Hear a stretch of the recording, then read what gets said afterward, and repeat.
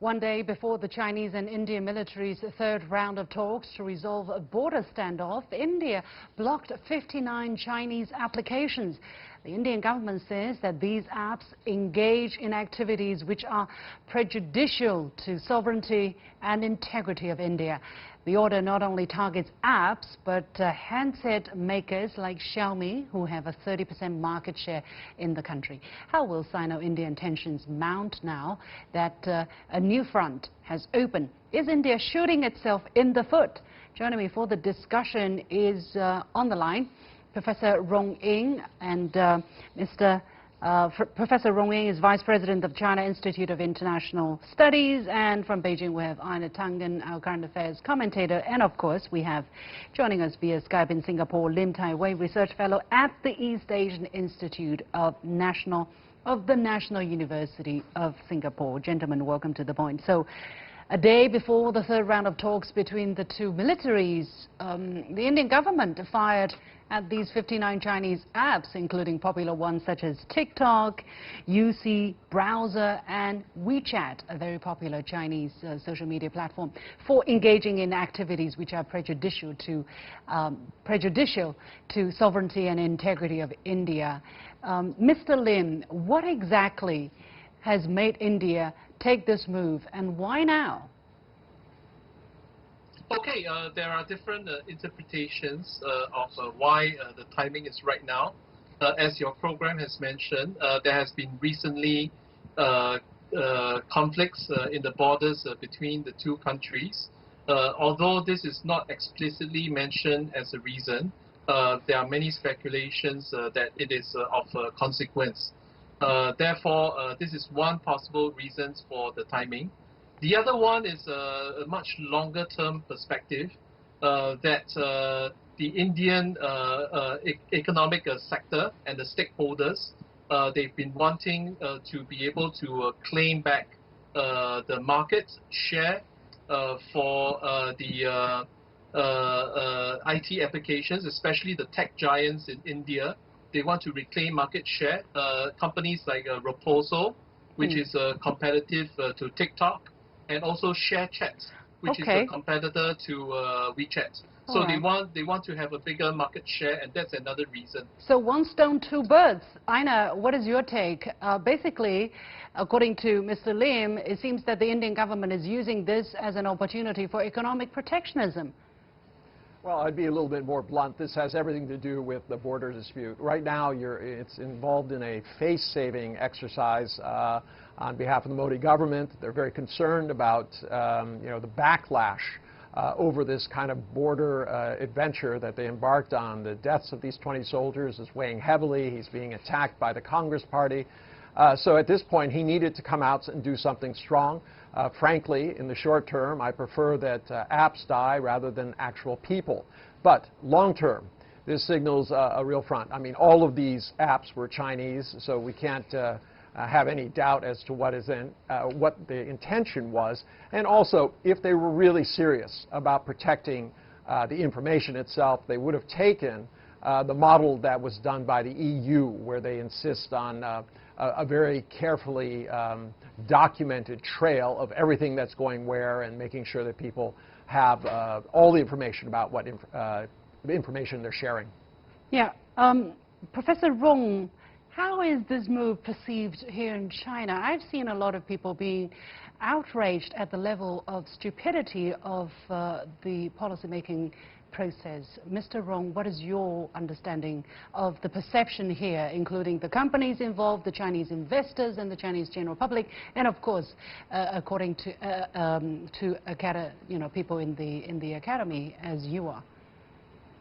Oh, indeed, I think I largely share the two previous speakers' interpretation of this move, which I think for a lot of Chinese observers, academics, and users, by the way, there are many, I think, users in China about these apps, that's been very much, I think, a bad time, because the two military are working very hard to de-escalate the tension, and that move would be interpreted or regarded as, spill over or escalated to another front, possible technological or trade war conflict if China responded. And it has also been regarded, particularly for those who understand the dynamic and the nature of the economic relationship is being self-defeating. I think for me, at least 3 points stand out. First, okay. Let's hold it for now. I think let's hold it for now. I want to really come to the impact this is going to have, let's say, not just on India, but also on China. Let's take a look at some chats. For instance, India has become a significant market for Chinese companies. For instance, TikTok has surged to over 120 million active users in India thanks to the lockdown. Club Factory, which is another application, has over 100 million users, and Cam Scanner has also reached 100 million users. UC Browser, an Alibaba subsidiary, has more than 130 million users, and Xiaomi, the cell phone, boasts about 30% of the market share. So who is going to suffer more from these policies, Mr. Lim? By the way, we invited an Indian guest, but until last minute he was not able to confirm his attendance. So we don't have an Indian guest on this panel. Not that we don't want to have an Indian voice. We tried, but last minute we never got the confirmation. Mr. Lim, please go ahead. Yeah, there are 3 schools of thought about this. The first school of thought says that the loser may actually be the consumers, because according to this school of thought, the Chinese apps have been a very big competitive pressure on Indian companies, and Indian companies are forced to innovate in order to come up with new products to compete with the Chinese. Moreover, they also say that many of the products are modeled after Chinese products and try to improve on them. So some people say that consumers may be affected because they can't get access to more competitive products. There are others who say the loser will be the Chinese companies, because the dependence on Indian market, which is a huge market. According to statistics from India, 300 million consumers are using these applications. They are independent consumers, which means they are not repeat overlapping consumers. So the market loss is supposed to be quite huge. And the third reading says that that means that it opens up local Indian tech companies, the tech giants, to more competition from even more sophisticated players coming from the US.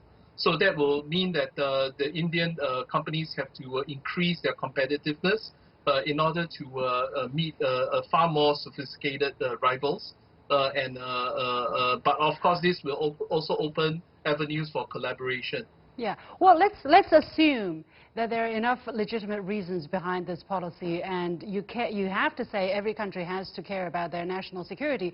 If the reasons are well founded, then the Indian government does have a point in trying to regulate.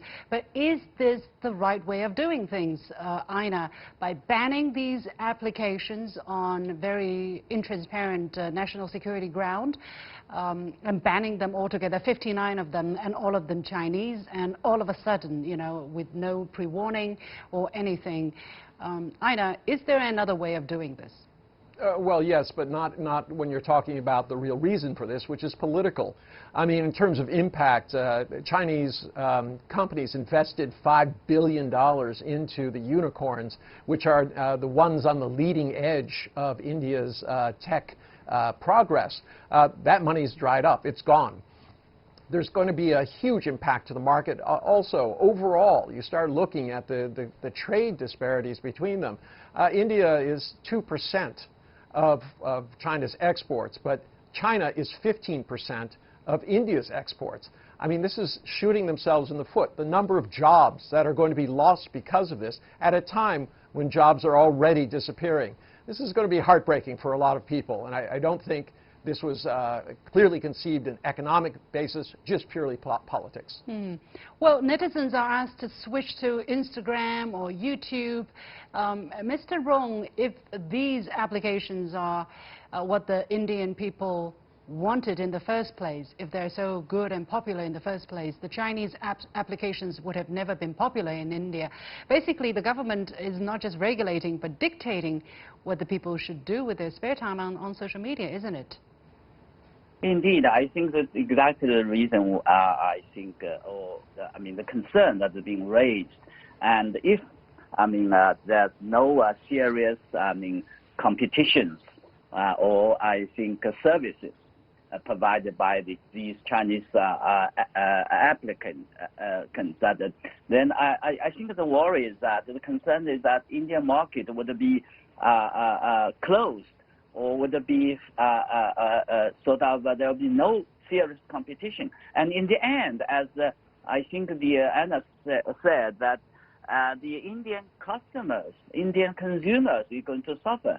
And the decision to ban these applications has already undermined, the interest of these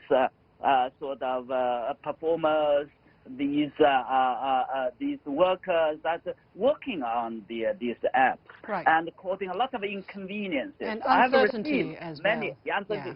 I've received a lot of things, and more importantly, I think it's a big issue for India as a whole. If we're talking about the loser, the real loser is those Indian politicians, including Prime Minister Modi himself, has working very hard to put the vision of so-called New India into reality by advocating, by fighting, struggling with those opponents for reform and opening up. After all, we know there are people in India who does not like India to open up, who like India to live in the so-called self-reliance way, protectionism, and that has been very bad for India given the potentiality and the need for development. So I think the decision to ban in such a way, I think raised a big question about the commitment of India to further opening up, and also raise the risk or the danger, for potential investors. I think okay, we have to leave it there. Okay, Mr. Rong, thank you so much. We're running out of time. Many thanks to Lim Tai Wei joining us from Singapore, and Ina Tungan as well from Beijing. With that, we come to the end of this edition of The Point with me, Liu Xin. As always, follow me on Facebook and Twitter using the handle The Point with LX. Thanks for watching. You've got The Point.